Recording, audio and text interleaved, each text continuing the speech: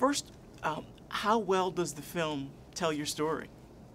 Well, I think the first time we sat down as a family, the whole family sat down, we talked about it after all the kids saw it. I think we'd give it about a 97, so that's pretty good. You know, it's just, there's a few little things, but most of it has to do with context of Imperial. They had to create their own Imperial. They had to do some things that were all understandable, but we all supported it. It was like at the end of the day, we were like, this is good, you know, and we're not going to have a problem going out and telling people to come watch this film.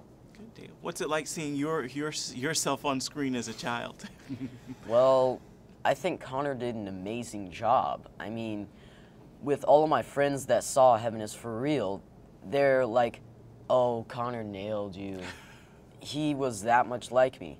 Now, of all the people that have attempted to be me, even my friends, to pick up girls, Connor is the only one that did a spot-on job. Wow, wow.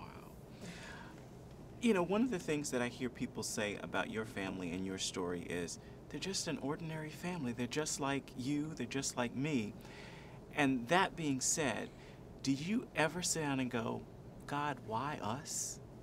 Well, I think there's no way you can't not do that, you know, and I don't know if I wrestled through all the reasons why, but I can say why God picked a kid. Childlike faith. Jesus said, that's the faith I'm looking for. And I think when a child describes heaven, I think it's probably sometimes more awe-inspiring and more magnificent than an adult. Now, nobody can go to heaven and tell you everything. But I can tell you, here's a kid who's not making anything up. He's not inventing stuff. He is telling you what he does remember the best he can. And the world is going, this is a true, accurate account. And this is a child. And God knew that the world needed a kid to talk about heaven. And I think that's what's been so attractive about Heaven is for Real, the book, and now the movie, because this is a child saying to us adults, you sit down and let me tell you what I saw. Mom, your thoughts. How's life changed since all of this for you? Well, I'm trying to keep it normal on a different level. Google Calendar. He's in regular school. He does show choir. He does music. I have a kid graduating this year, so I'm trying to do graduation party and announcements and all the graduation college visits and all that. And then I have a 9-year-old that's currently came out of wrestling, now doing soccer.